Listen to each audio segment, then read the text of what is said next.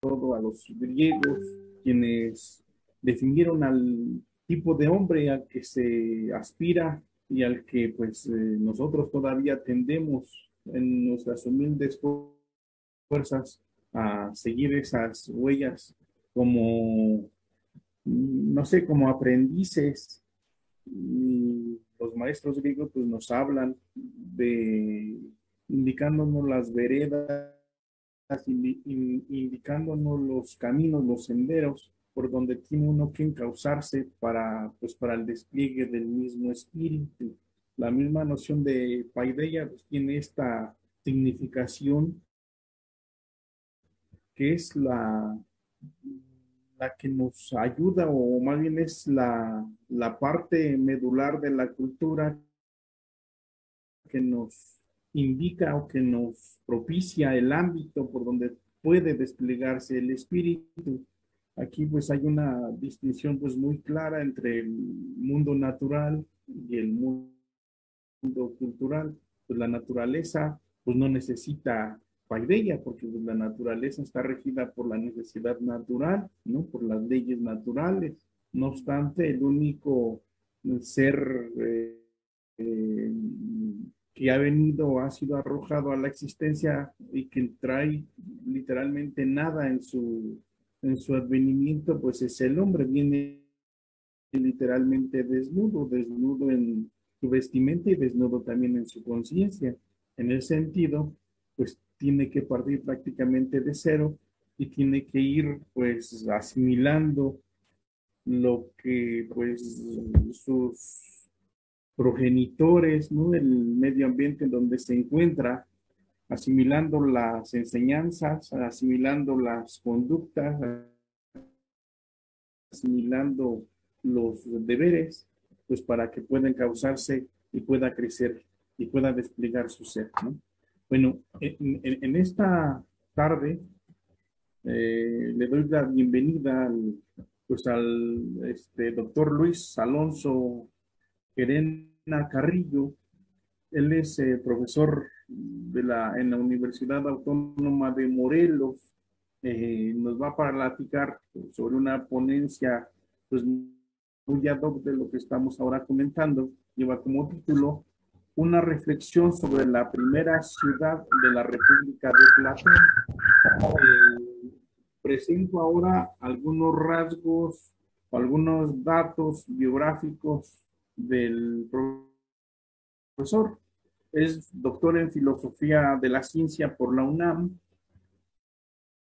profesor investigador en el Instituto de Investigación en Humanidades y Ciencias Sociales de la OEMUR. Pertenece al cuerpo académico sobre política, ética y cultura. La línea de investigación que él trabaja es ética antigua, el bien en el movimiento socrático y la política en Hannah Arendt.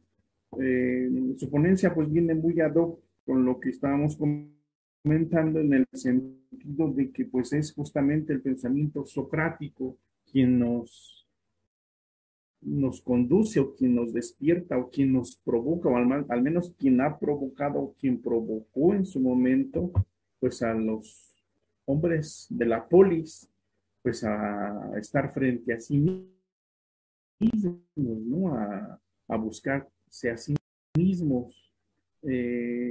Entonces, sin mayor preámbulo, doctor Luis Alonso, le cedo la palabra, esperando que al final de la misma, pues haya un diálogo con los escuchas.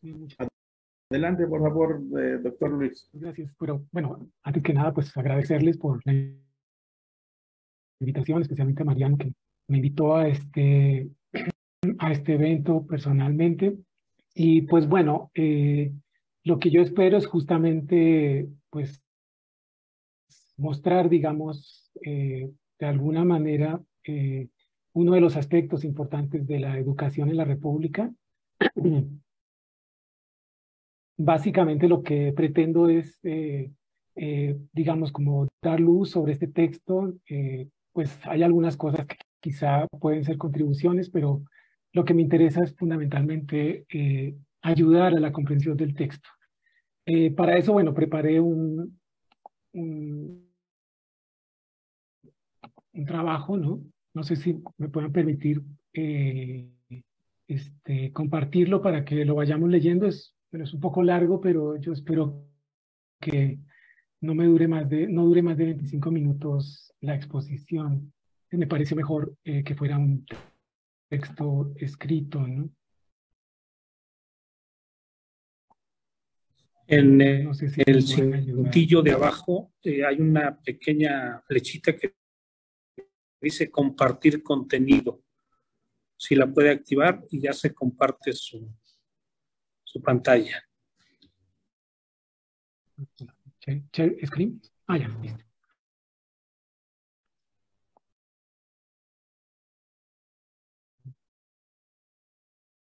Bueno, voy a empezar a leer, espero que puedan ver. Ya es visible. Dice, Sí, ya. dice, La República es una obra en la cual Platón desarrolla una reflexión sobre la justicia que se estructura, erige tres ciudades, de las cuales la segunda y la tercera solo son posibles gracias a la educación que reciben los ciudadanos. En la segunda, siguiendo el patrón de la educación tradicional, al cual le ha implementado modificaciones profundas, bueno, Platón aquí educa el alma, Sócrates en este caso, educa el alma de los guardianes mediante la poesía, la música y la danza. En la tercera, que es la ciudad completamente justa gracias al poder de la filosofía, los guardianes reciben una educación en las matemáticas y la geometría que les va a dar acceso a la dialéctica, con la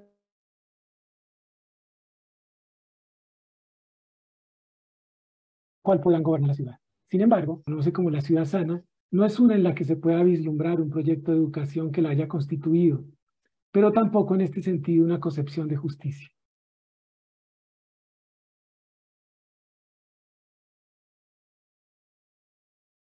Esta ha sido al punto de que en su Ética de Platón, Irwin no le dedica ningún comentario. En este trabajo, siguiendo a otros estudiosos que encuentran en esta ciudad una réplica a lo que ha propuesto Glaucón, intentaré mostrar que el abandono de esta ciudad nos permite entender por qué para Platón sostendré que la ciudad sana nos muestra las limitaciones de un acercamiento que considera que considera que solo a partir de las necesidades básicas es posible explicar las relaciones posibles.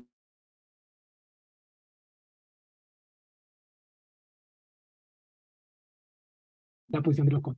El abandono de la ciudad sana nos conduce a la ciudad fiebrada, la ciudad real, que si bien en ella todas las relaciones parecen estar determinadas por la búsqueda de placer, muestra con ello que hay otras necesidades que son más propias.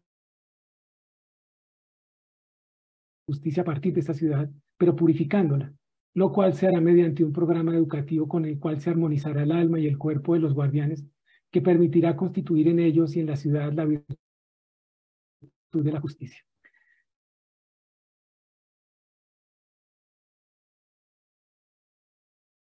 En donde se plantea el problema que enfrentará Sócrates en su defensa de la justicia. Enseguida me ocuparé de la ciudad sana intentando mostrar en qué sentido es una réplica a la propuesta de Trasímaco y Glaucón.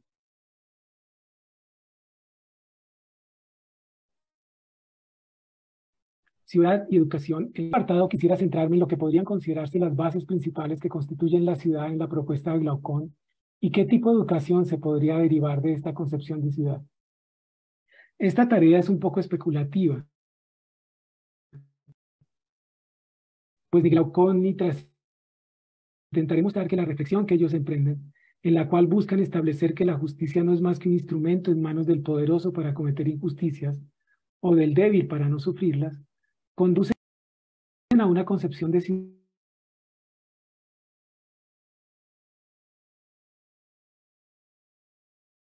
en la ciudad que alienta la posición de los retóricos que dictan Gorgias de Platón, pero igualmente la encontramos como marco en la propuesta que el Sócrates de Jenofonte hace sobre educación y gobierno, el conocido pasaje 2.1 de Recuerdos, en donde se busca contener al disoluto Aristipo.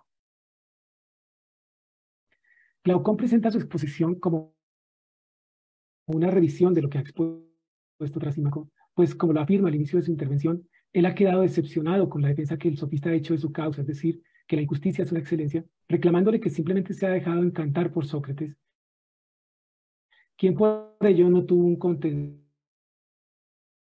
independiente que lo obligara a una defensa sistemática que la de Trasímaco, pues a diferencia de la de este que se centra en la justicia desde la perspectiva del gobierno y del gobernante, definiéndola como lo que es conveniente al más fuerte, Glaucón revela otros aspectos que son importantes para comprender el alcance de la propuesta. Para él hay que establecer qué es la justicia y cuál es su origen, mostrar que la justicia es un bien, mostrar que la justicia no es un bien, sino que quienes acatan la justicia y actúan justamente lo hacen por necesidad, y que lo natural es obrar injustamente. Su perspectiva para abordar estos puntos es igualmente distinta a la de Trasímaco, quien, como lo he señalado, parte principalmente del gobernante y del gobierno, perspectiva de la mayoría. De acuerdo con esto, inicia su intervención advirtiéndole a Sócrates que lo que éste cree acerca de la justicia, que es el mejor de los bienes, se contrapone a lo que cree la mayoría, para la cual la justicia no es más que un bien instrumental. A diferencia de bienes como los placeres inocentes que disfrutamos por ellos mismos, o un bien como la salud que nos agrada por el mismo y por los beneficios que comporta el estar sano, se cree que la justicia es semejante a bienes instrumentales como ejercitarse para tener un cuerpo corpulento o someterse a un doloroso tratamiento médico para recuperar la salud, de los cuales se prescindiría si se pudiera obtener la fortaleza un poco más complejo, pues esto solo es posible para el tirano, o en términos de Trasímaco, para quien tiene el poder de imponer la ley. Para la mayoría esto no es posible.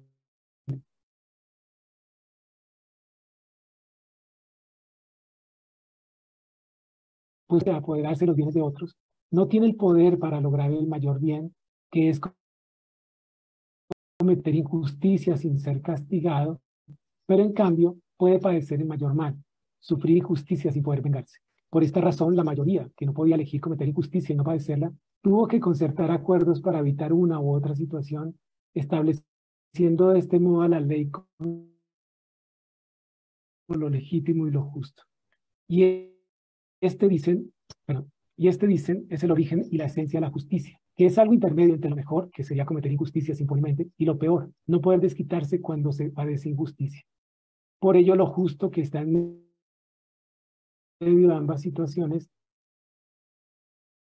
es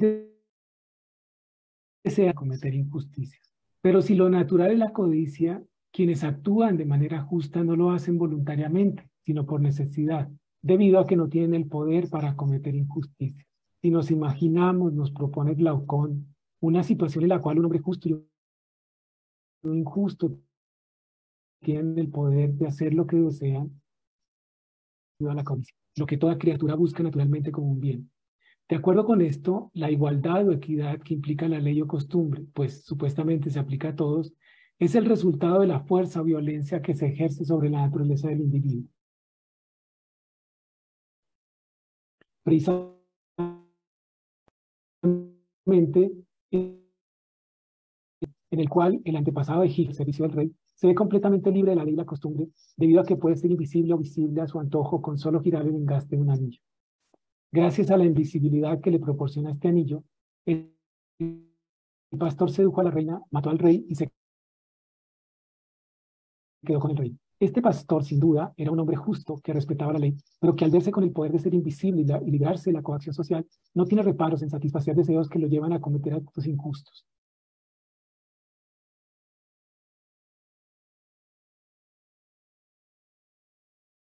De acuerdo con esto, el mito revela una situación en la cual cierto injusto, uno justo y cree o sabe que no será visto, decidirá irremediablemente cometer la injusticia debido a los beneficios particulares que esto le reporta. Una conclusión adicional a la que llega a los libros 8 y 9 es que si comparamos a un hombre perfectamente injusto con uno completamente justo, debemos asumir que la persona injusta es más feliz que la justa, pues ésta no recibe ningún beneficio, sino por el contrario, solo recibe perjuicios. Perdón. Esta es la explicación que da Glaucón del origen de la justicia y lo que la justicia es, en la cual no se habla de la ciudad, pero se la supone, como ocurre en la propuesta de Trasímaco, de la cual se puede rescatar una concepción general de ciudad.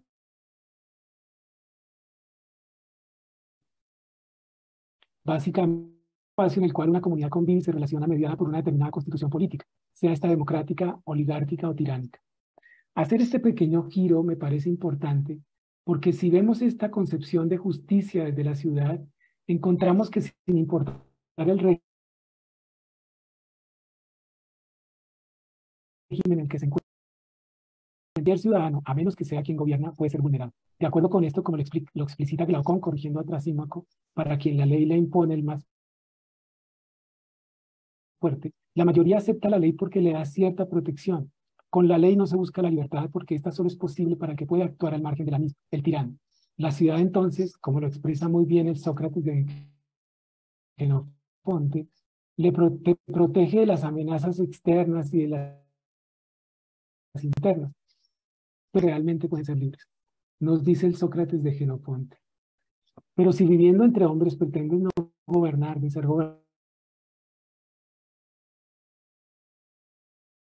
darte cuenta de que los más fuertes saben utilizar a los más débiles como esclavos, haciéndolos sufrir tanto en las relaciones públicas como en su trato individual. ¿O es que no te has dado cuenta de cómo recogen el trigo que otros sembraron, cortan los árboles que otros plantaron y asedian por todos los medios a los más débiles que se niegan a rendirles vasallaje hasta que los convencen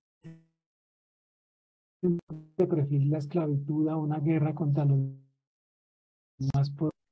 En este pasaje, Sócrates está discutiendo la respuesta que le plantea el hedonista Aristipo, quien ante la disyuntiva de que en la ciudad solo se puede gobernar o ser gobernado, y que solo el que gobierna puede ser libre, afirma que para él ninguna de estas alternativas es viable, ya que la libertad solo es posible.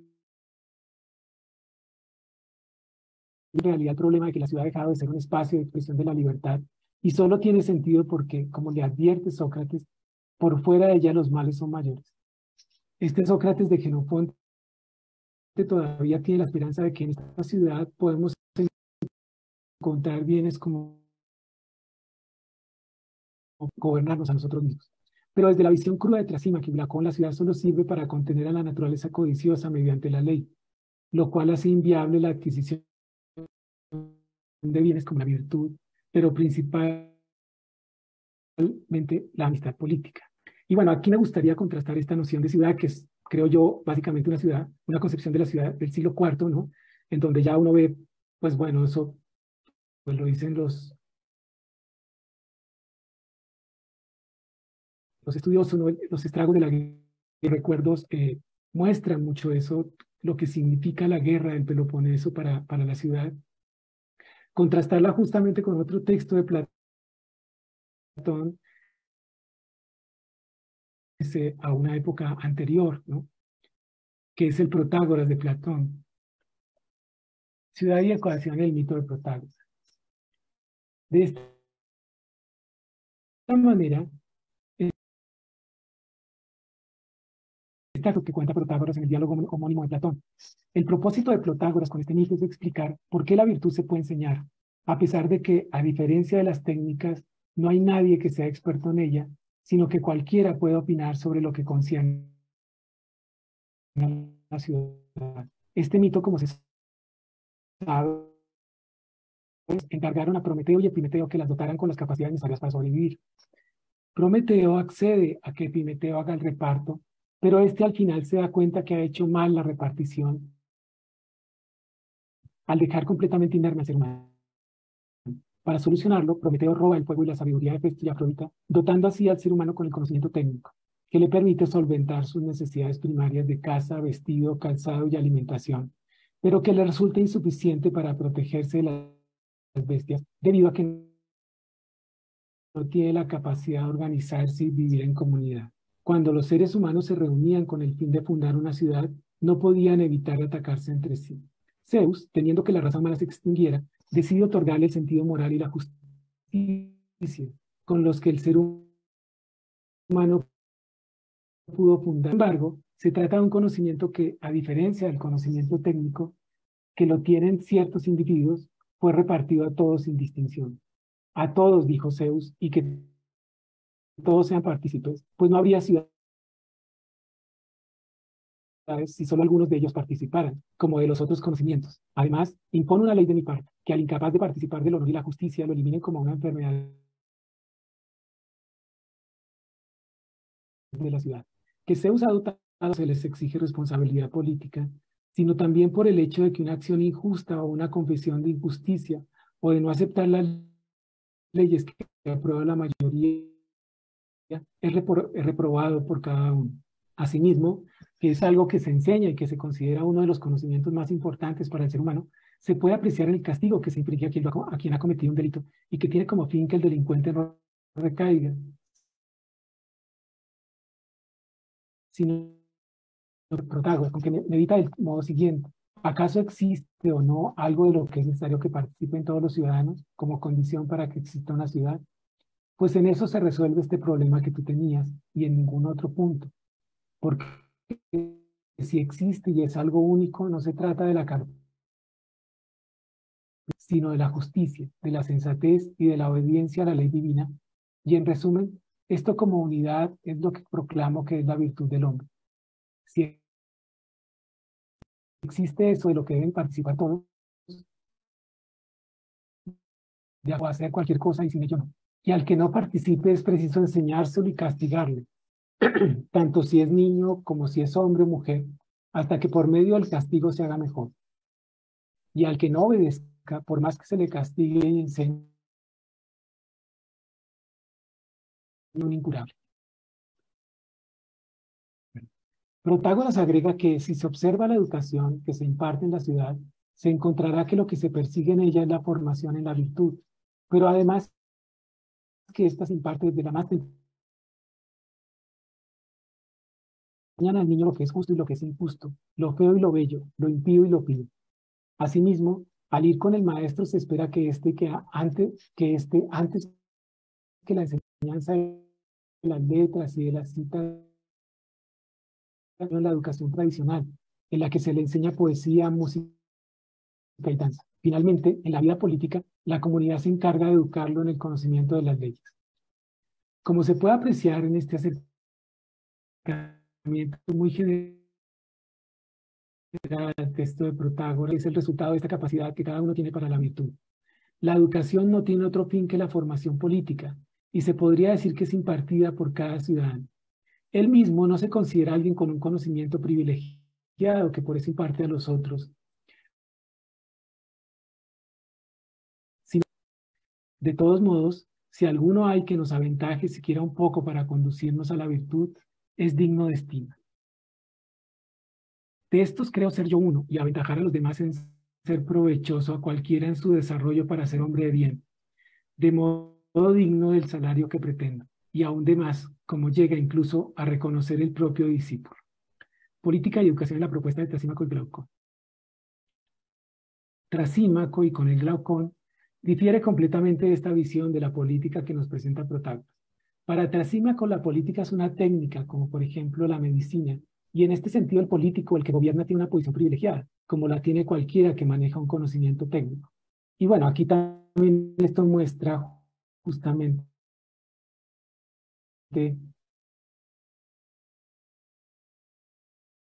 ¿no? Aquí en el siglo IV ya la política es una democracia, ¿no? Entonces ya el político es un técnico, alguien que tiene un determinado tipo de conocimiento. Aunque en el diálogo no se ahonda en esta tesis, al compararla con la medicina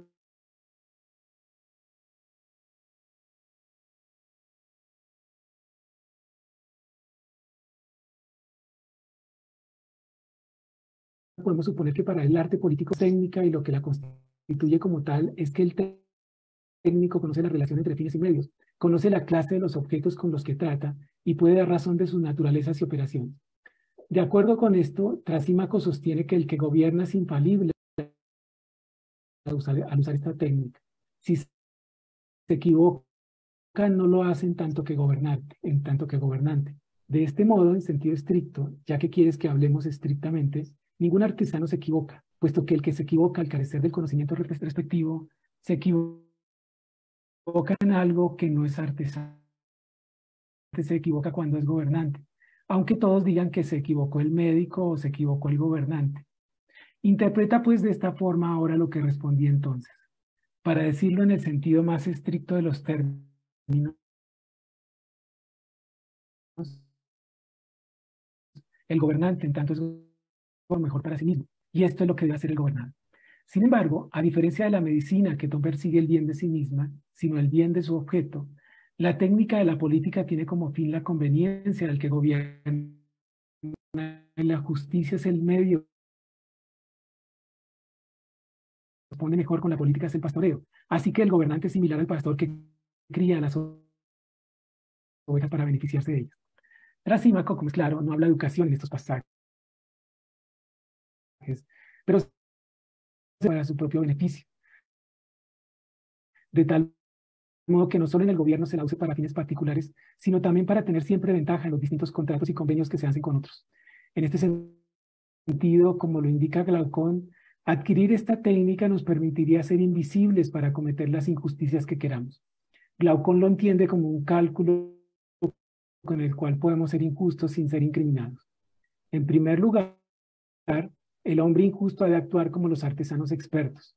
El mejor piloto o el mejor médico, por ejemplo, discriminan lo que es imposible de lo que es posible en sus respectivas artes, para intentar la empresa en el último caso, abandonarla en el primero. Incluso si en algún sentido dan un paso en falso, son capaces de enmendarlo. De este modo, el hombre injusto intentará cometer delitos correctamente, esto es, sin ser descubierto, si quiere ser efectivamente injusto. En realidad, difícilmente podemos partir de esta propuesta para elaborar un programa educativo.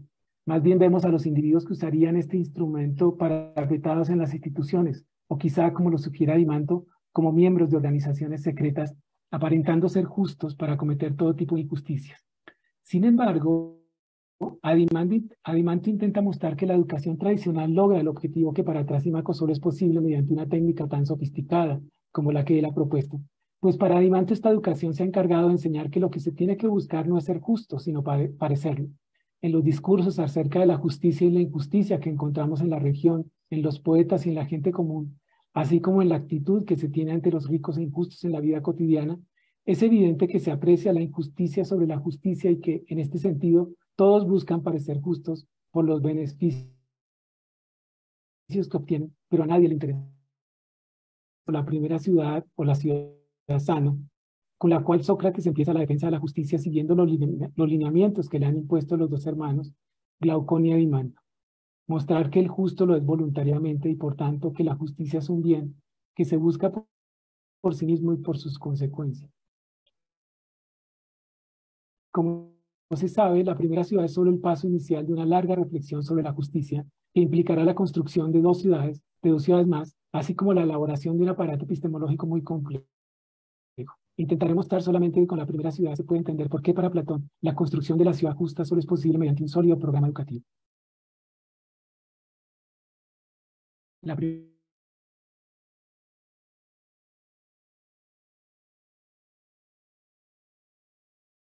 primera ciudad de la justicia apelando a un recurso que ya se encuentra en Trasímaco, quien para sustentar su posición parte de lo que sería un momento original del individuo, en el cual no hay ley ni ciudad. Pero Sócrates no se pregunta cómo era la naturaleza del individuo antes de la ciudad, sino más bien cómo se creó la primera ciudad. Para él, el principio de la ciudad lo encontramos en el hecho de que tenemos muchas necesidades, pero no somos autosuficientes. Por esta razón, un hombre se asocia con otro para suplir una necesidad y este con otro para suplir otra, viendo cada uno. De acuerdo con esto, Sócrates supone igualmente que para que los miembros de esta comunidad puedan suplir sus necesidades, es necesario justamente que cada uno de ellos dedique la mayor parte de su tiempo a un único trabajo. Por ejemplo, el labrador tendrá que dedicar la mayor parte de su tiempo a producir alimentos para proveer a todos los demás. Sin embargo, Sócrates considera que no basta simplemente con producir alimentos, sino el mejor alimento, a lo cual se requiere que cada quien se dedique a la actividad para la cual está por naturaleza más capacitado, asumiendo esta actividad como su ocupación principal. Siguiendo estos supuestos, Sócrates muestra cómo se conforma una ciudad en la cual se satisfacen las necesidades básicas de alimento, vestido y casa. Necesidades que de labranza, la cría de animales, para las cuales están especializados otros individuos. La ciudad no solo tendrá artesanos, sino también comerciantes marinos, así como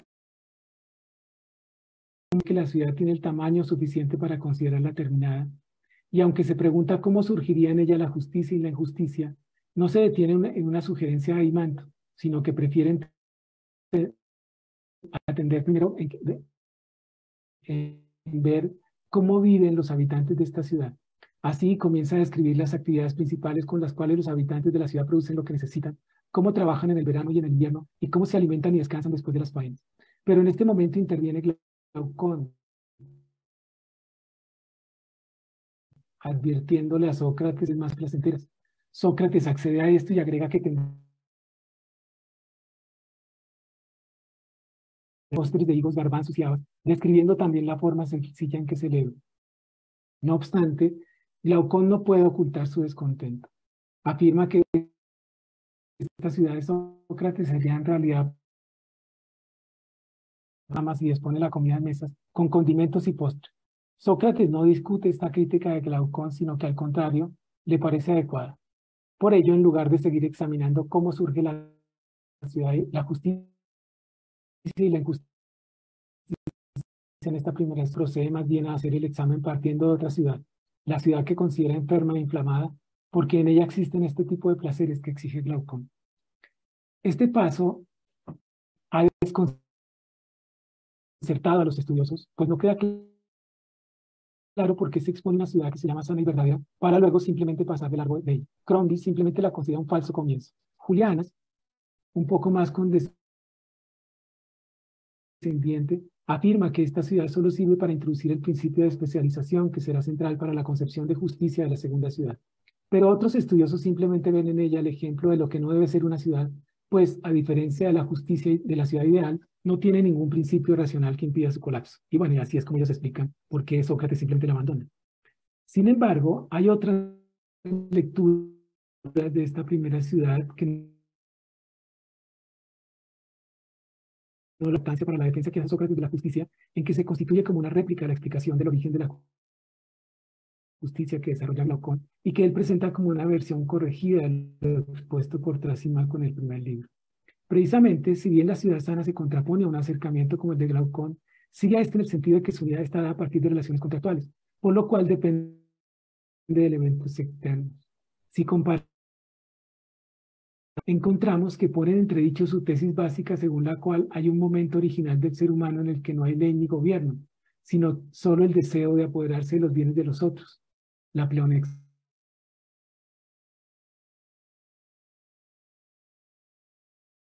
Esta, según Glaucón, explicaría justicias y por el miedo de sufrirlas, establecen un pacto por el cual todos son iguales ante la ley. En la ciudad sana, en cambio, si bien es la primera comunidad organizada, no es posible hablar de una naturaleza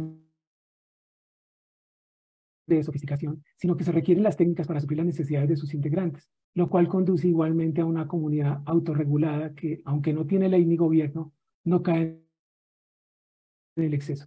De acuerdo con lo anterior, la ciudad sana constituye una alternativa a la concepción de Glaucón de la naturaleza humana como pleonexía. En una comunidad de individuos libres de la ley y la justicia, lo más natural sería organizarse cooperando entre sí.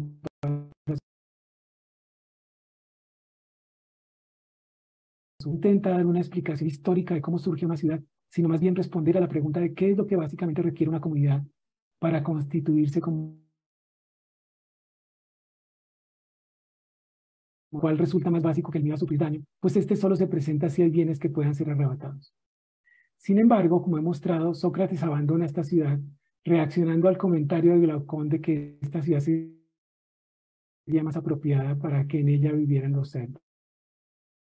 Bueno, voy a citar el pasaje, que es un poco largo, dice, es verdad, respondí. Me olvidaba que también tendrán condimentos, pero es obvio que cocinarán como las que hierven en el campo, y a manera de postre les serviremos higos, garbanzos y habas, así como bayas de mirto y bellotas que tostarán al fuego bebiendo moderadamente. De este modo pasarán la vida en paz y con salud a su descendencia de manera de vivir semejante. Y él replicó, si organizaras un estado de cerdos,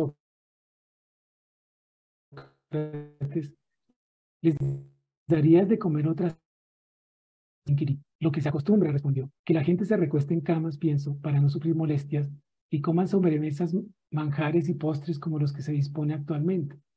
Ah, ya comprendo, dije. No se trata meramente de examinar cómo nace un Estado, sino también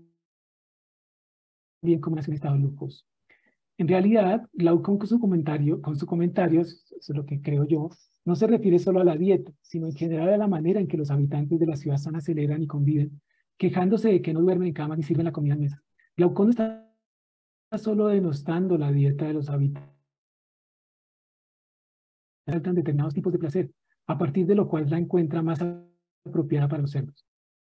Esta animalidad que para Glaucón comporta la ciudad sana podría significar que en ella no hay otras actividades distintas a las de producir bienes para vivir. Cada uno de los habitantes de la ciudad sana tiene que dedicar un tiempo oportuno a una única actividad para producir un bien que otros necesiten, lo cual le permitirá satisfacer sus propias necesidades. Esta es la dinámica que se impone en la ciudad sana, que se puede caracterizar como meramente económica y en la que no hay espacio para otras actividades. En este sentido, con su comentario, Glaucón estaría señalando que no es posible en esta ciudad disfrutar de una buena comida o tener lujos como dormir en camas, placeres que según su propia clasificación pertenecerían al primer grupo de bienes que disfrutamos por ellos mismos y de los cuales no se sigue nada más que su disfrute. En contraposición, en la ciudad fiebrada hay actividades que hacen posible este disfrute, como lo indica la existencia de cocineros, cazadores, peluqueros. En la ciudad sana, las únicas actividades distintas a la actividad productiva son las que tienen que ver con el descanso después de la faena, en donde, como se lo señala Sócrates, se busca principalmente compartir con los otros de una manera sencilla. Por tanto, el comentario despectivo de Glaucón estaría señalando que en la ciudad sana no sería posible hacer un elogio de la justicia en los términos que él y su hermano consideran adecuados, pues en ella no encontramos actividades que, como le comprender, por ejemplo, sean considerados bienes por ellos mismos. De hecho, las distintas actividades que se desarrollan en la ciudad sana, por ser meramente productivas y estar dirigidas únicamente a satisfacer las necesidades de cada uno, implican esfuerzo y trabajo, por lo cual serían clasificadas en el tercer grupo de bienes, pues no las llevaríamos a cabo si pudiéramos obtener de otra manera lo que ellas proporcionan. Estas serían las razones por las cuales Sócrates no tiene reparos en dejar esta ciudad y más bien realizar la discusión de la justicia en la ciudad fiebrada. Precisamente, si nos acercamos de manera breve a la estrategia que sigue Sócrates para responder a los requerimientos de los dos hermanos, él encuentra estos bienes purificando a la ciudad fiebrada. Propone lo que básicamente es un programa de educación de los guardianes mediante la música y la gimnasia, con el cual busca configurar especialmente en el alma de los guardianes, pero también en sus cuerpos, las distintas virtudes que permitan construir una ciudad justa. Y bueno, justamente, bueno, lo que he intentado mostrar, y bueno, una conclusión adicional que se podría sacar de aquí es ver cómo hay de alguna manera una influencia por parte de Trasímaco, en el sentido de que para Sócrates la ciudad se constituye a partir de las necesidades, ¿no? Pero también hay una, digamos,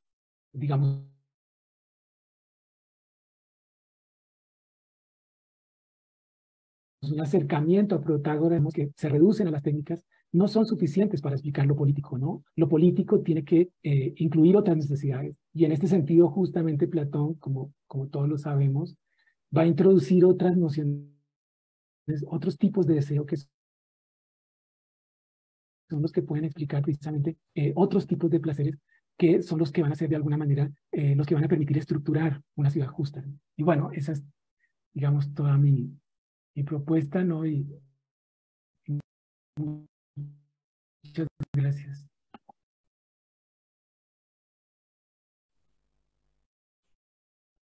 Hola, sí. Pues muchas gracias, doctor. Gracias, sí. Eh, el público, si quisiera hacer alguna intervención, pues puede con toda confianza levantar la mano o pues prender su micrófono. ¿Para qué? Para que pues pueda uno dialogar pues, con el ponente y así pues enriquecer más este espacio académico en el cual nosotros ahora nos encontramos.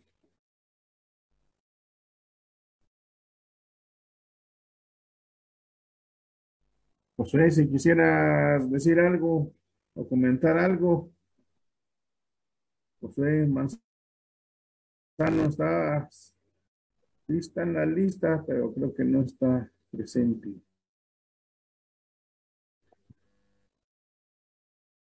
Bueno, es que coincidió también con la hora difícil, ¿no? La hora de que van por los niños o porque, este, bueno, esta hora es, de esta hora hasta las 3:30 de la tarde es muy complicado para todo el mundo, ¿no? Sí, pues sí. Si usted quisiera hacer algún comentario, algún No, pues solamente que, bueno, lo que intenté fue, digamos, como mostrar, digamos, como dar nada más, ¿no? Y me parece que en ese sentido, la ciudad sana, que es la primera ciudad, pues resulta muy importante para poder entender esa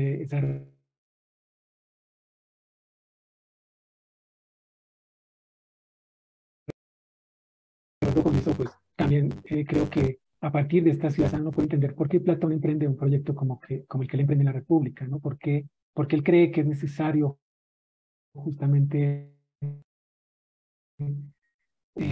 elaborar una nueva ciudad, ¿no? Que eso es algo que, digamos, no encontramos en otro filósofo del siglo IV.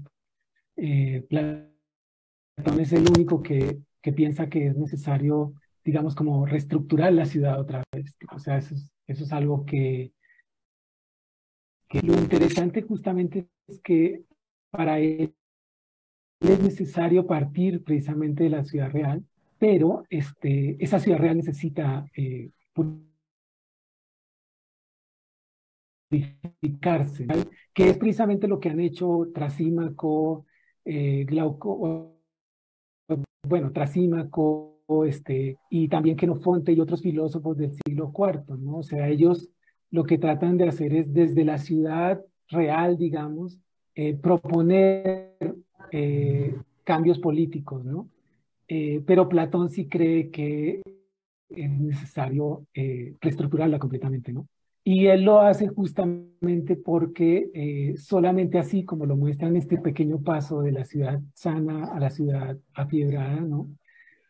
Solamente así podemos encontrar actividades, solo a través de esta purificación y esta educación podemos encontrar actividades que nos permitan explicar las virtudes, ¿no? O sea, porque desde una visión, digamos, como la de Trasímaco, las virtudes no existen, son solo apariencias, digamos, ¿no? La naturaleza humana se reduce justamente a la codicia. Pues se emprende un proyecto pues muy grande, no muy complejo, pero uno puede ver, digamos, en este pequeño paso por qué lo hace, ¿no? No es solamente una cuestión de condición de clase, sino tiene que ver con una cuestión filosófica. Y además, otra cosa que vemos aquí es que Platón está tomando, digamos, tesis de Trasímaco, tesis de Protágoras, ¿no? De acuerdo con las cuales está elaborando su propuesta, ¿no? O sea, yo creo que eso es como lo interesante, ¿no? De este texto de la República, ¿no? O sea, cómo uno ve cómo él no se aleja de los sofistas como se piensa en general, sino que al contrario, los está siguiendo, pero está mostrando sus limitaciones, ¿no? En el caso de Trasímaco está mostrando que estructurar, digamos, una ciudad desde solamente de este tipo de necesidades, digamos que son las necesidades básicas, pues tiene sus limitaciones. Y en el caso de Protágoras, pues tenemos que, digamos, introducir, bueno, eso sí, pues no es muy claro en mi texto, pero justamente introducir el alma para poder explicar esas virtudes, ¿no? No basta, digamos, como que Protágoras en una interacción simplemente de los habitantes, ¿no? Sino que es necesario introducir otro elemento que permita justamente transformar esa naturaleza, ¿no? La educación necesita transformar la naturaleza y bueno, solamente se puede transformar esa naturaleza si se si se introduce el alma, ¿no? Porque el alma es la única que puede, de alguna manera, educarse, ¿no? Entonces, bueno, eso es, digamos, lo que yo intentaba mostrar aquí, ¿no? En esta reflexión. Muchas Doctor, buenas gracias. tardes. Buenas Adelante, tardes. José, por favor. Gracias, doctor Rush. Buenas tardes, doctor Josué Manzano, de acá Buenas de la tardes. Universidad Autónoma del Estado de México. Gracias, Un gracias. gusto saludarte, Igual. doctor. Un gusto escucharte y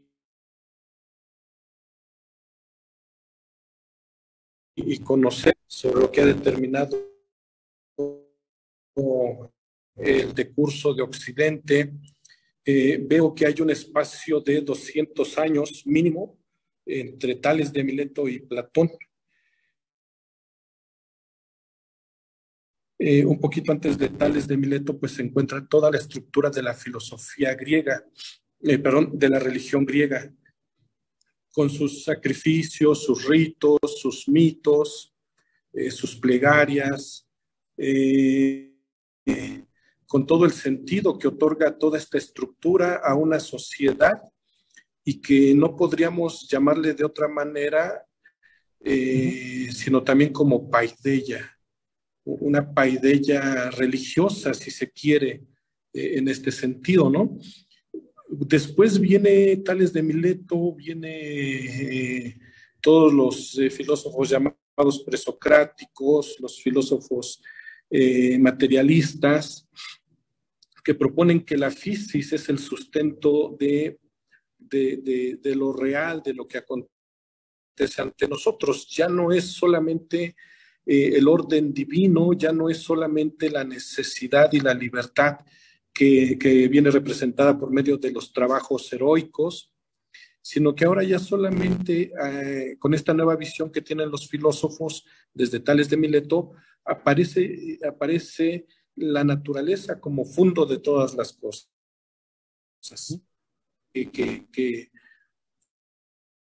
Que se ha dejado de tematizar la naturaleza del hombre y el sentido de su existencia a partir del orden divino. Parece, ¿no? Insisto, después de Tales de Mileto hasta Platón, de 200 años, cuando Platón nuevamente muestra un diálogo con toda la estructura religiosa. O sea, yo percibo en Platón, en todos sus diálogos, las estructuras paidológicas, si se me permite una palabra, religiosas que determinan la existencia del ateniense. Y en la República específicamente, desde el libro 3, percibo que Platón da cuenta de los poetas. Inaugurar una nueva forma de conocer, pues primero tenemos que omitir ciertas enseñanzas que los poetas nos heredaron.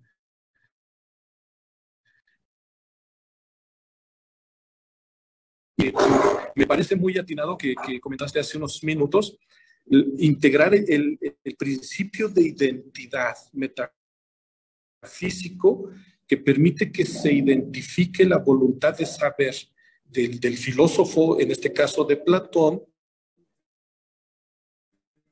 con que Platón propone como nueva paideia para sacar a Atenas de toda esta oscuridad en la que se encuentra. Ahora, pues todo esto lo hago a partir de ciertas reflexiones que he realizado, a partir de lecturas que he hecho en varias ocasiones de la República.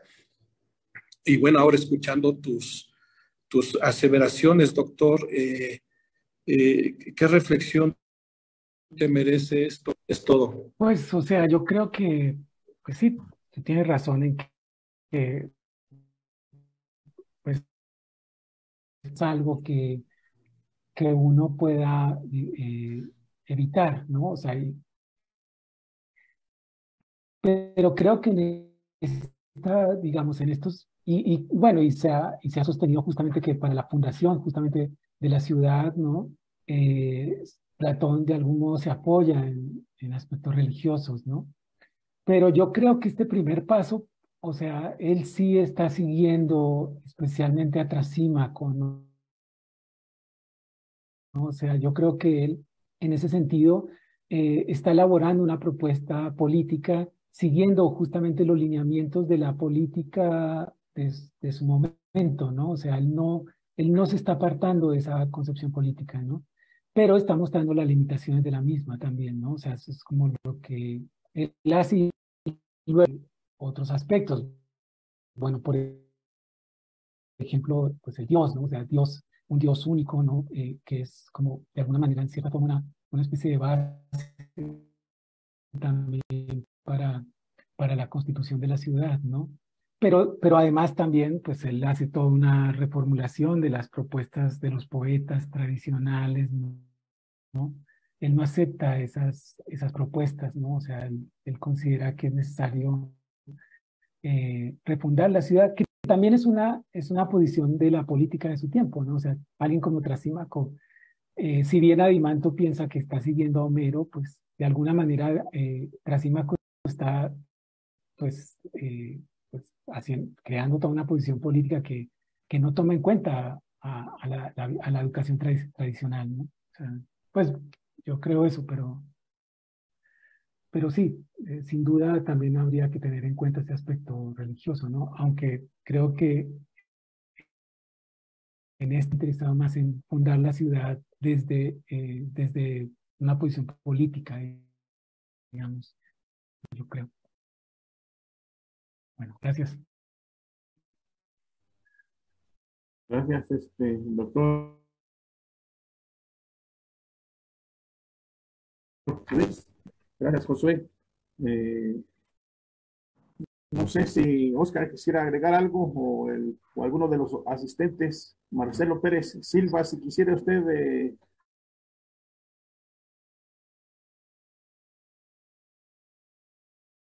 hacer una Hola, pregunta ¿qué tal? al ponente. Tuve problemas para conectarme y al estar siguiendo la transmisión en Facebook fue un poco complicado porque había un poco parece que hay un poco de interferencia y demás. De hecho, igual otro compañero, estaba mensajeándome con él, me dice que tampoco pudo acceder o que intentó entrar, no sé si hay problemas. Y bueno, él hizo una pregunta en el chat de Facebook y bueno, aprovechando, ¿no? Que ahorita tengo la palabra, me gustaría replicarla, ¿no? Dice este compañero, amigo mío, que Claudia Márcico ha defendido que la ciudad sana puede identificarse con las concepciones políticas de Antístenes en el desarrollo de las utopías cínicas. De ahí derivaría una colisión entre Antístenes y Platón. Y bueno, pregunta que tú, ¿qué pensarías al respecto, Luis? Y bueno, aprovecho para saludarte.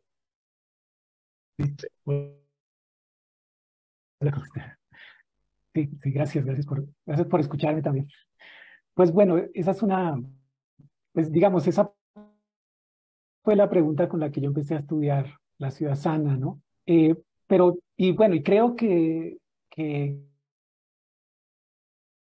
sí, o sea, si uno pensara en una ciudad cínica, creo que especialmente más, o sea, creo que más que de Antístenes, en Diógenes hay pasajes en donde de alguna manera reivindica las técnicas, ¿no? Digamos, como elementos importantes para la convivencia, ¿no? Y además, pues, especialmente Diógenes es el que rechaza todo tipo de placer, ¿no? Y precisamente piensa que la moral se debe estructurar con base en las necesidades primarias, ¿no?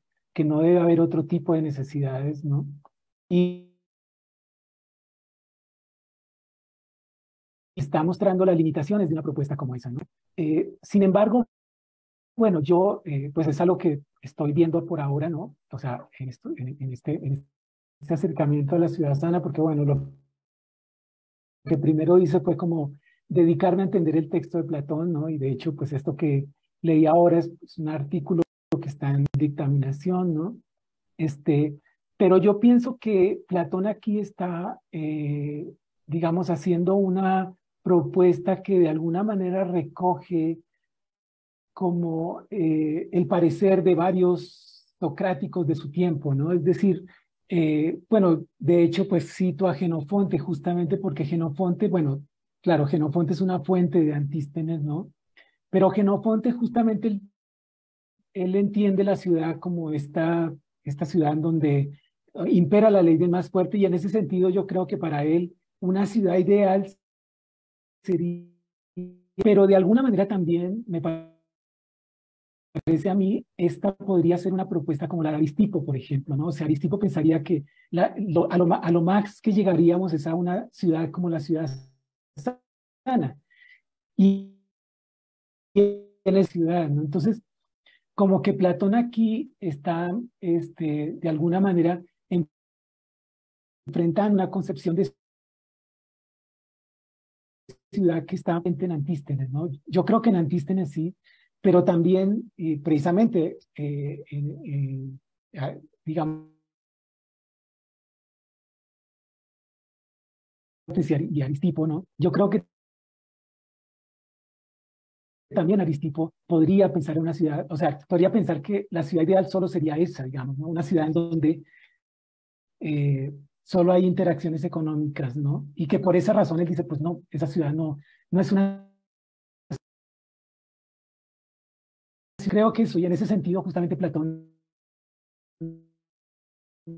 al mismo tiempo, ¿no? Por eso, y bueno, y ahí sí es quizá una crítica a los cínicos, ¿no? Considera que es necesario el placer para poder explicar la ciudad, o sea, que uno no puede obviar el placer, ¿no? Y ahí él de algún modo también se acerca a Aristipo, ¿no? O sea, el placer es importante para entender lo político, ¿no? Porque si nos reducimos a estas interacciones necesarias, no podemos explicar lo político que tiene que ver con otro tipo de actividades que no son necesarias, ¿no? Como la amistad, por ejemplo, ¿no? Entonces, bueno, pues sí, estoy de acuerdo en que sin duda es una ciudad que especialmente está dirigida a Diógenes, pero me gustaría pensar que de alguna manera hay otros socráticos a los que se está dirigiendo Platón aquí también, ¿no? Y bueno, también de alguna manera a Aristipo, ¿no? En el sentido de que pues está de acuerdo con él en que esta ciudad tendría muchas limitaciones, ¿no? Si no se incluye el placer en ella. Bueno, esa sería como mi respuesta. Bien, gracias. Digo, esa pregunta era de Roberto Valdés y yo no sé si pueda hacer Ajá, una sí. pregunta también. Sí. Bueno, ahorita que mencionabas que también estarían otros socráticos, y bueno, que la influencia, digo, no sé si lo alcanzaste, lo abordaste, digo, no escuché bien algunas partes de la ponencia, pero se menciona mucho la influencia de Esparta en algunas en algunos socráticos, ¿no? También Jenofonte tiene cierta, pues, admiración por la polis de Esparta, su sistema de educación, sistema de paideia. Platón, un libro de los guardianes. Y bueno, no sé si en esta interpretación, una, digamos, como correcta interpretación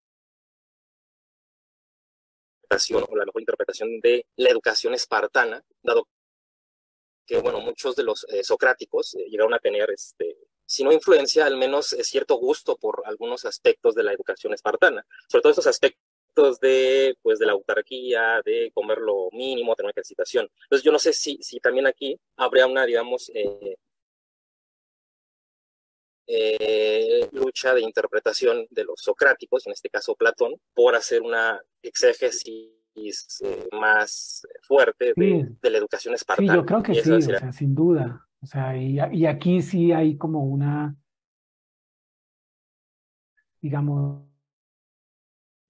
como un diálogo entre Diógenes y Antístenes y Platón, ¿no? Con respecto a lo que tiene que ser, digamos, el ciudadano, ¿no? O sea, porque Diógenes bueno, especialmente en Diógenes es donde yo he encontrado esta posición, ¿no? Para Diógenes, de algún modo, el ciudadano, digamos, o el hombre virtuoso es alguien, pues, como una especie de guerrero espartano, ¿no? O sea, es alguien que se dedica a la caza, a la caza, digamos, de cazar, ¿no? Que se ejercita, ¿no? Que siempre está dispuesto, ¿no? Pero justamente, o sea, en ese sentido, Platón, porque bueno, yo sí creo que hay mucha influencia de Antis, lo que hace es mostrar que hay una limitación de ese guerrero, ¿no? O sea, porque en el caso del guerrero cínico, ¿no? Pues es un guerrero que de alguna manera es pura actividad, podríamos decir, ¿no? Que no se dedica a la reflexión filosófica y a la dialéctica.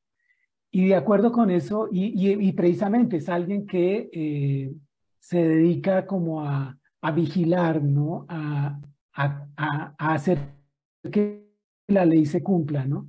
Que es un poco la posición, digamos, de Diógenes el Cínico. O sea, si uno ve a Diógenes el Cínico, él se llama perro justamente porque es alguien que está vigilando qué entra y qué sale de la ciudad, qué es lo, digamos, lo que tiene que entrar y lo que no tiene que entrar, ¿no?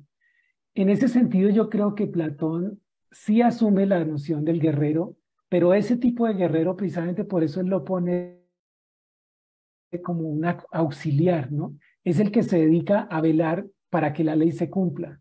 Pero el otro guerrero, que es el filósofo, ya lo pone en otro lugar, ¿no? Que es precisamente el que tiene que gobernar. En ese sentido, al igual que me parece a mí, Platón lo hace en las leyes, él ve justamente que este guerrero espartano tiene sus limitaciones, ¿no? O sea, porque el guerrero, Platón dice, bueno, yo estoy de acuerdo con que el filósofo tiene que ser un guerrero, pero también tiene que ser alguien que se dedique a la filosofía, ¿no? Y en ese sentido pone a ese guerrero espartano, digamos, lo pone como auxiliar, lo pone en un lugar anterior al filósofo, ¿no? Y sí, la influencia de Antístenes es muy importante. Bueno, yo no lo he explorado tanto, pero yo creo que, por ejemplo, la idea del filósofo rey, de alguna manera puede venir de Antístenes, ¿no? O sea, hay pasajes de Antístenes en donde uno puede encontrar esa idea de que el sabio precisamente es el que tiene que gobernar, ¿no? O sea, bueno, muchas gracias por la pregunta. Gracias. A ver, preguntamos a otro participante. Ariana Mildred por ahí se encuentra. Puede prender su micrófono y eh, hacernos un comentario, una pregunta. Sería pues muy agradable porque pues el ponente cuando hace y se enriquece de las otras participaciones, ¿no es cierto? Sí, bueno, Entonces, si me preguntan, no hay problema. no está Ariana Mildred. Bueno, parece que el profesor Parece Oscar que quiere no. participar. Adelante. Sí, hola Luis, un gusto conocerte. Igual. A mí me parece que también podría quizá retornar un poco a la condición socrática de la filosofía, y eso es lo que yo quiero preguntarte. O sea, ¿cómo se hace el tránsito de lo que implica un no saber como condición propia del filósofo a un... Heidegger decía en algún momento en este texto tan bonito que se titula ¿Qué significa pensar?, ¿no?, que Sócrates es el único pensador que ha permanecido en la condición propia, que no es un tipo que huye de la filosofía hacia la literatura y empieza entonces a crear proyectos literarios más que filosóficos, ¿no?, respecto a la posibilidad de una polis perfectamente planeada, que conceptualmente parece ser que no hay ningún problema, pero que en la realidad pues jamás la podemos aterrizar, y que por lo tanto eso ya es un huir respecto a la condición filosófica, es decir, ya es un tránsito hacia la sabiduría. En lo que tú comentabas, de pronto dices, bueno, Glaucón y los personajes que participan hablan de la polis real. Ciertamente es una polis real que no por ser real no es cuestionable, o sea, no implicarían inevitablemente el reconocimiento de que las cosas no se pueden cambiar, pero no puede, de alguna manera, criticar por una parte la condición de la polis real, pero por otra parte también reconoce la imposibilidad de efectuarla. O sea, podemos comprenderla muy bien, y eso es un poco lo que tú comentabas, ¿no? O sea, podemos comprender posible efectuarlo. Y a mí me gustaría que ahondaras un poco en esa situación, porque si no, pareciera ser que el filósofo podemos llevarla a cabo, somos los seres humanos que no somos filósofos o que no siendo filósofos son incapaces de entender lo que el filósofo dice. En esa comprensión, o sea, en esa posibilidad de comprensión de lo que está diciendo Platón, ¿no va implícito de alguna manera la comprensión de su imposibilidad? O sea, yo creo que, pues es muy, muy buena tu pregunta, ¿no? Muy compleja además, o sea, me hace pensar muchas cosas, ¿no? Pero yo creo que, bueno, digamos, siguiendo con esta línea, citando a Gadamer piensa que justamente lo importante para una ciudad que uno tenga en uno mismo, o sea, y en ese sentido es algo que tiene, pero que es algo que nosotros tenemos en nosotros mismos, ¿no? Es como que nuestra interioridad está estructurada de acuerdo con esa ciudad ideal. Y de hecho Platón lo dice al final, ¿no? Dice, lo más importante es que cada uno pueda tener esta ciudad en su interior. Y yo pienso que, bueno, justamente tu pregunta es muy interesante porque me hace pensar de nuevo en la República, o sea, porque la República es como muy compleja en ese sentido, ¿no? Porque Platón lo que hace es como elaborar toda una ciudad y uno y bueno, siempre se ha criticado a Platón porque dice, bueno, pues que esa ciudad nunca se realiza y Platón nunca, y bueno, se supone que Platón intentó realizarla, pero nunca se realiza, ¿no? Además,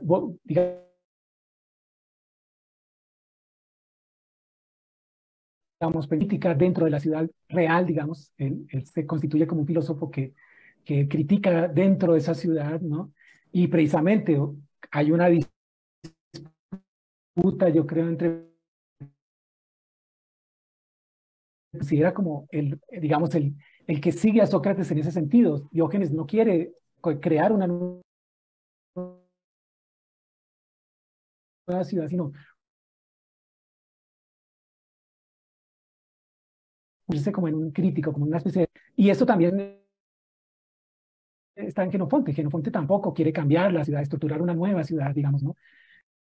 Sino que precisamente el Sócrates de Genofonte es alguien que de alguna manera es partícipe de la ciudad, pero desde una posición que no es de gobierno, ¿no? Platón es el único que piensa, no, el filósofo es el que tiene que gobernar. Pero, y en ese sentido, bueno, él se aleja de Sócrates, ¿no? O sea, en la República, ya Sócrates, el filósofo como lo entiende Sócrates, pues ya no es posible, ¿no? El filósofo sabe algo, ¿no? A diferencia de Sócrates que no sabe, en la República no. En la República el filósofo sí sabe y precisamente este Sócrates, digamos, está estructurando toda una reflexión acerca de la ciudad, ¿no? Sin embargo, digamos, eso por un lado, ¿no? Pero por otro, considerando justamente que para Platón lo importante, y volviendo a la República Preverna, uno lo que ve es que el filósofo recorre todo ese camino hasta lograr la visión del bien, ¿no? Y en ese sentido, pues estructura toda su alma con base en esa visión, ¿no? Y bueno, se supone que de acuerdo con eso va,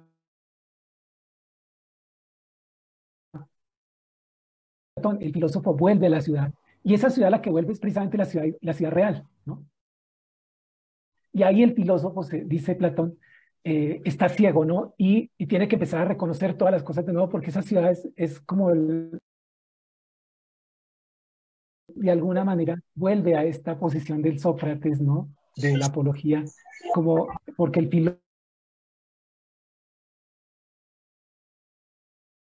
filósofo es el que tiene que, sin gobernarla, pero sí haciendo una crítica, ¿no? De esta ciudad, ¿no? Es como que hay distintos aspectos, ¿no? En Platón, en su texto, ¿no? No es solamente una posición, sino que hay como distintas, y en ese sentido como que él no rechaza a Sócrates completamente, ¿no? Porque Sócrates sería como ese filósofo que ha vislumbrado y que llega a la ciudad y que ve como todos están ciegos, ¿no? O sea, esa sería como la cuestión. Bueno, no sé si respondí adecuadamente tu pregunta.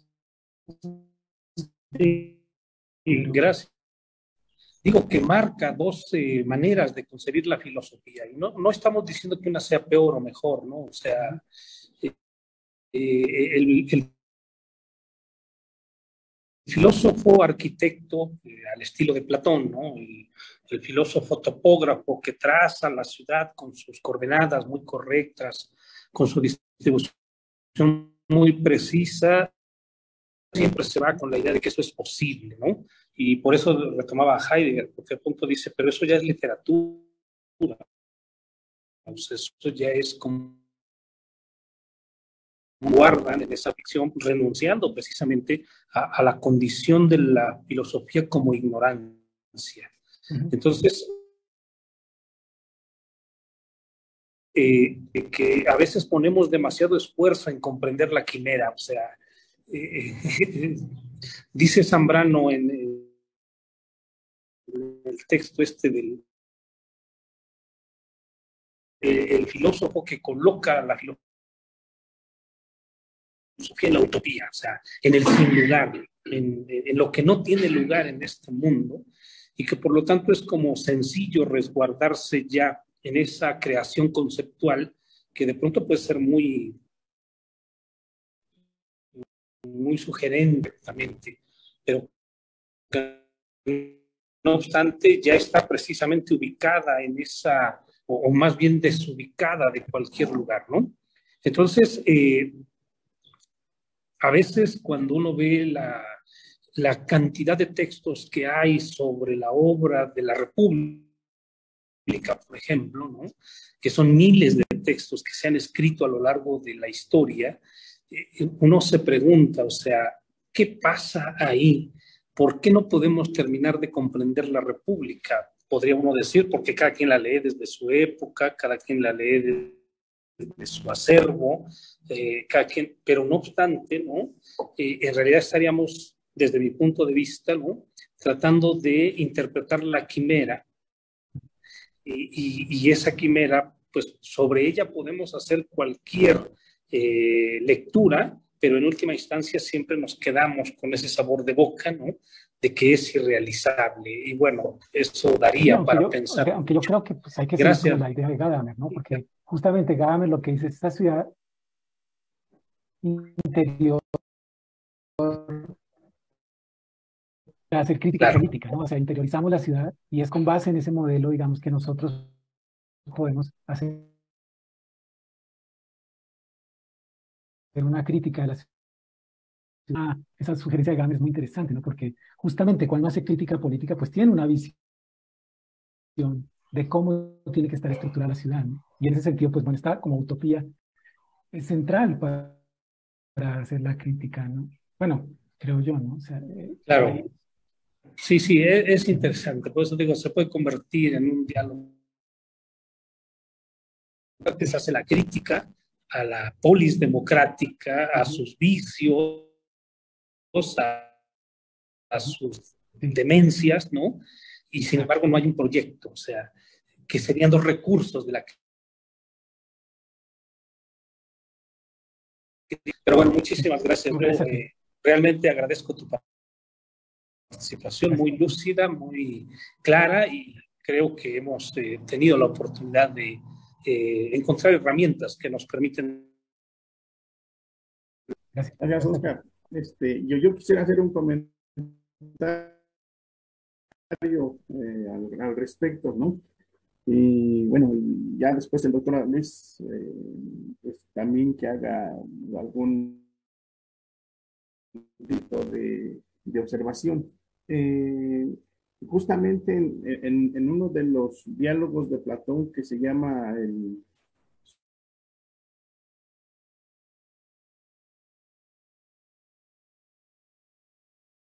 socialmente, pues Platón así es como trabajo, así es como procede en su pensamiento, digamos, ese es su estilo, ¿no? La imagen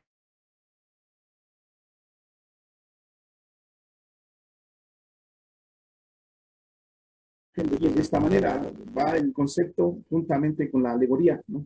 Hecha a mano de pues de los mitos, hecha a mano de las imágenes,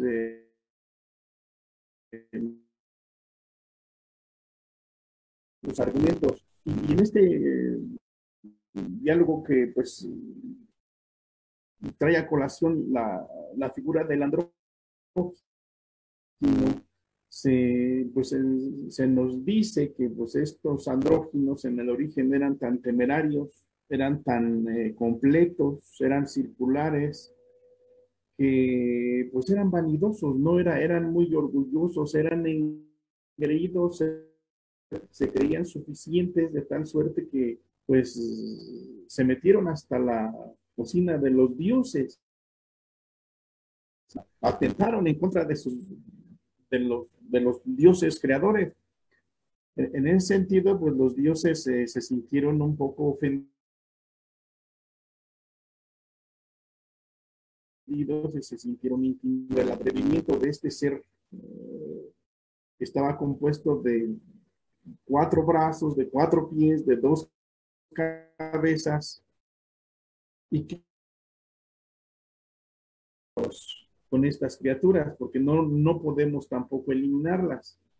Tenemos que hacer algo para menguarle sus fuerzas. Entonces, eh,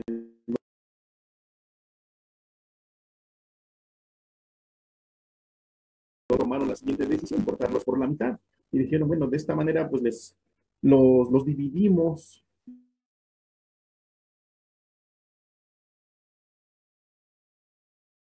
vuelven más débiles, entonces serán más sumisos y serán más manejables. Por lo tanto, pues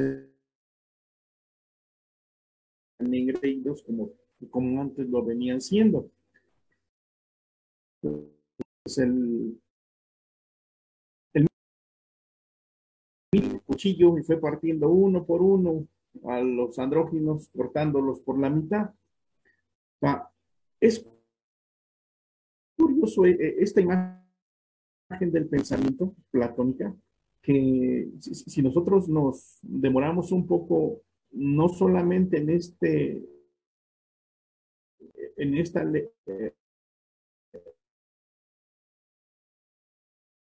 prácticamente en toda su obra, podemos encontrar que justamente esta imagen del andrógino bifurcado,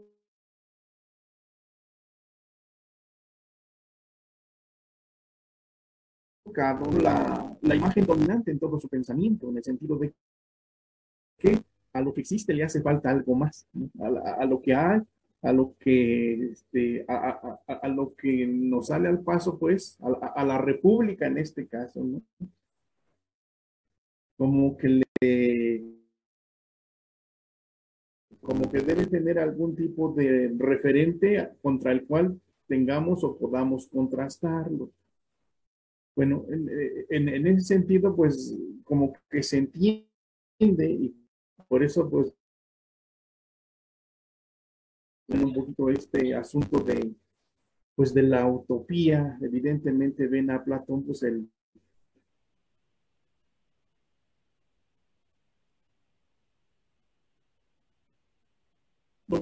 configurador pues, de la utopía, ¿no? En el sentido de que pues, la república no sería sino efectivamente la imagen de la sociedad, de la ciudad más o menos perfecta. Eh, eh, Así también pasaban unos con los otros, se daban calor recordando pues lo que antes habían sido, en el entendido de que con el abrazo pues trataban como que de remediar lo que por causa del castigo de los dioses pues les había la plenitud, la circularidad y de tal manera que los seres o los humanos como tales, pues en lo que viene, pues se darían a la búsqueda de la parte que les, pues que no era, que no está, ¿verdad? Y que pues, desearían que estuviese. En ese sentido, doctor Alonso, dos preguntas.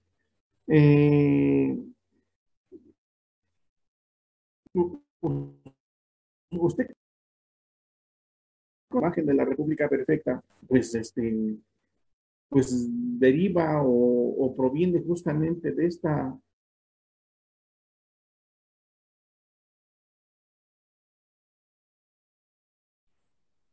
estuviese, ¿no? Como el andrógino, efectivamente ya está cortado a la mitad, pero en el fondo pues, desearían ser de nueva cuenta uno, ¿no? Las partes. Primera pregunta. Y segundo, eh, ¿qué lugar tiene esto la Atlántida, no? La leyenda de la Atlántida, allá en el Pineo, en bueno,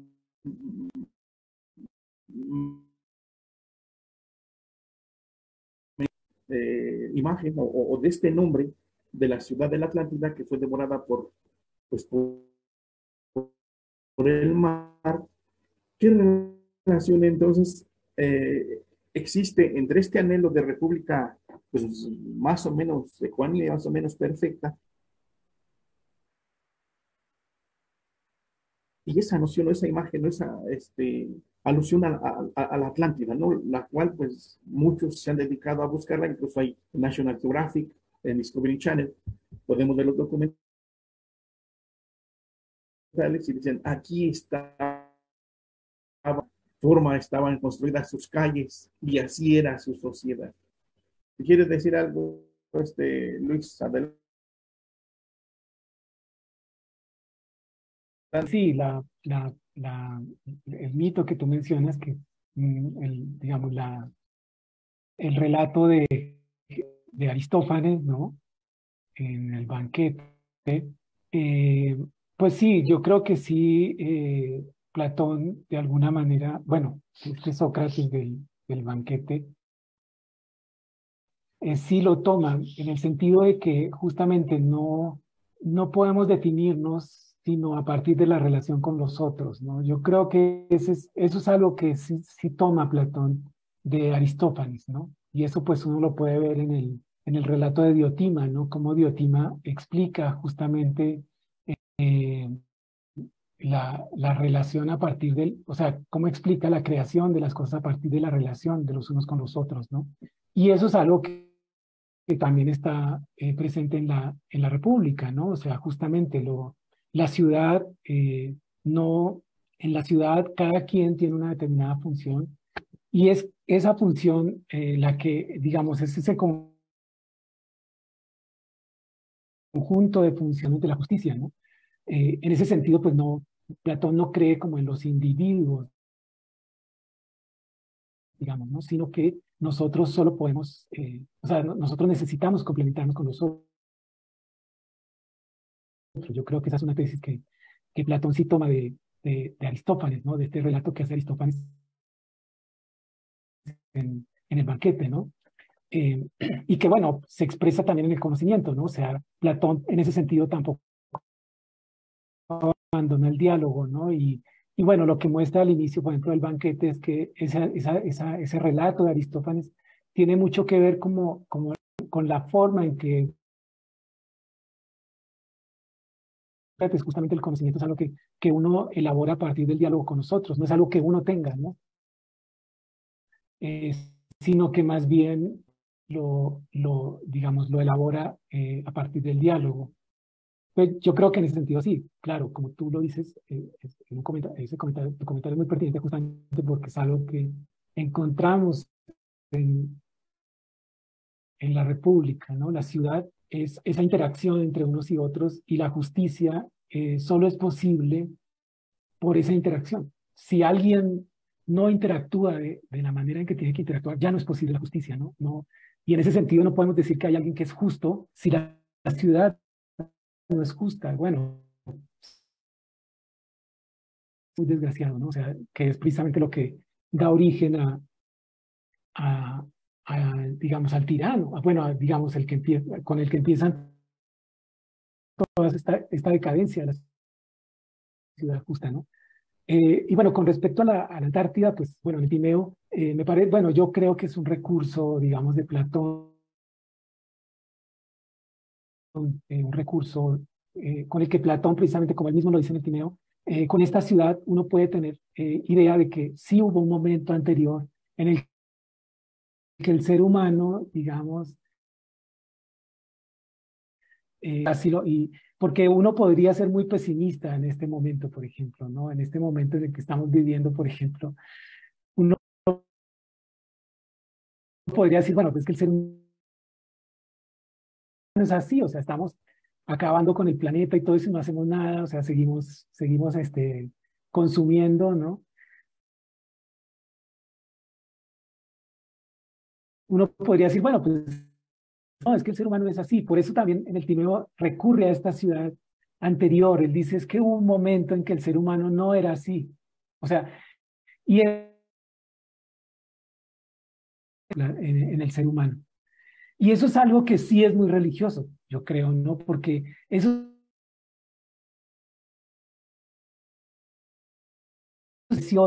las razas de alguna manera van decayendo, ¿no? Hay como una especie de ciclo, ¿no? Y eso es muy de la religión profunda griega, ¿no? Y bueno, Platón lo cree también como una cuestión política, ¿no? O sea, las ciudades nunca hay no es que no haya ciudades perfectas, es que las ciudades decaen también, pero que sí es posible una ciudad perfecta, sí es posible, ¿no? Para Platón. Solo que, pues, la ciudad en la que estamos ahora no es exactamente la ciudad real, la que decayó de esa ciudad justa, ¿no? Entonces, pues sí, eso es lo que yo creo, ¿no? Y por eso, bueno, tus comentarios son muy interesantes, muy pertinentes, ¿no? Para entender también la República de Platón, ¿no? Sí, muchas gracias. Pues le agradecemos, doctor Luis Alonso, su No, gracias a ustedes. presentación.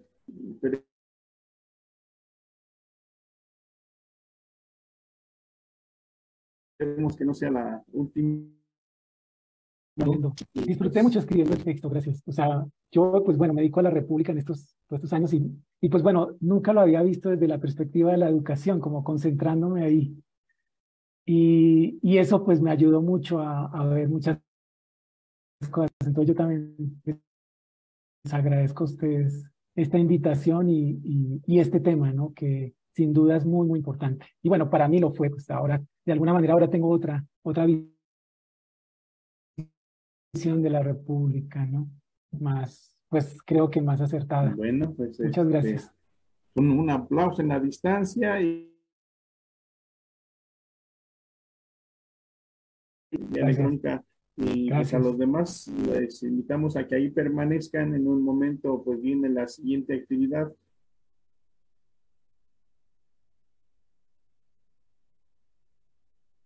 A tomar un café. Y pues gracias, Luis Alonso. No, gracias a ustedes. Y bueno, yo me conectaré ya mañana porque ahorita pues tengo que ver a mis hijos ahora. Ok. Entonces una disculpa, ¿no? No puedo conectar, pero ya. Invitarlos a todos a las 3:15 inicia la próxima mesa, que es también muy interesante, y luego a las 5:15 iniciaría la última mesa de la jornada de hoy. Bueno, nos vemos en unos minutitos. Gracias a todos. Nos vemos.